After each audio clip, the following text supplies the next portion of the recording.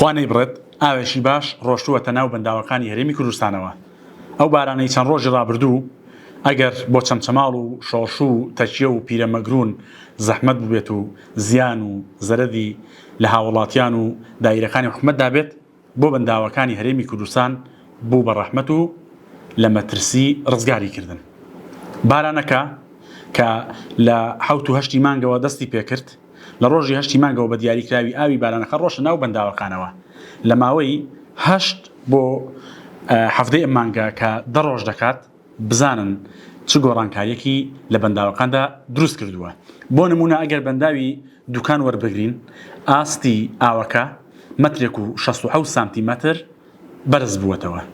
وەجگەلەوە ئاوی کۆگاکراوی بەنداوەکە کە کەمتر بوو لە 1 ملیار مەتر سێجا، ئێستا بربەستی ملیارێکی تێپەڕاندووە و سەرکەوتووە.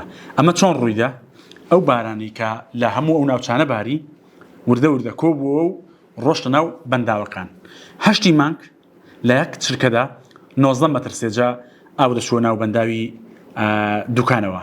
بەڵام ئەمڕۆ کە 7 مانگە لە یەک چرکەدا 64 مەتر سێجا ئاو دەچێتە ناو بەنداوەکە، واتە 3 هێندە زیاتر و بە جیاوازی زاید 45 مەتر سێجا ئاوی زیاتر دەچێتە ناو بەنداوی دوکانەوە. سەبارەت بە بەرهەمێنانی کارەبا کە بەنداوی دوکانی خێلە و بەنداوانەی کە ڕێژەیەکی زۆر دەتوانێت کارەبا بەرهەم بێنێ، 8 مانگ بەرهەمێنانی کارەبا لەو بەنداوە 0 مێگاوات بوو.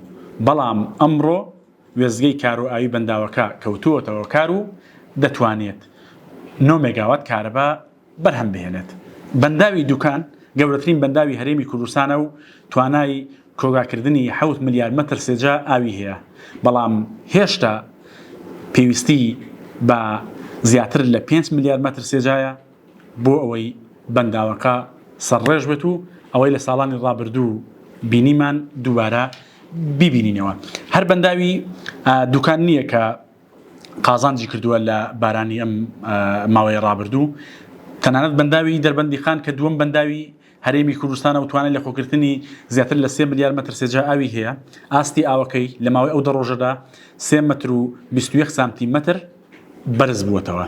واتە ڕۆژی 8 مانگ لە بەنداوی دەربەندی خان لە یەک چرکەدا 17 مەتر سێجا ئاو دەچووە ناو بەنداوەکە.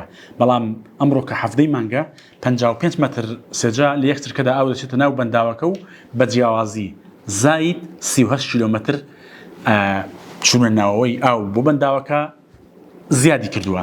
لە ڕۆژی 8 ئەم مانگە بەرهەمێنانی کارەبا لە وێزگەی کارەبای دەربەندی خان تەنیا 9 مێگاوات بوو. بەڵام لە ماوەی ئەم 2 ڕۆژەدا خۆشبەختانە 3 مێگاواتی دیکەی بۆ زیاد بوو و بووە بە 12 مێگاوات. ئەمانە کۆمەڵێک زانیاری وردن، ئەنی زانیاری زۆر ورترمان هەیە لەبارەی چوونە ناوەی ئاو بۆ بەنداوەکان و بەرزبوونەوەی ئاستی ئاوەکەیان و بەرهەمێنانی کارەبایان و زۆر شتی تر. داتای زۆر وردمان هەیە.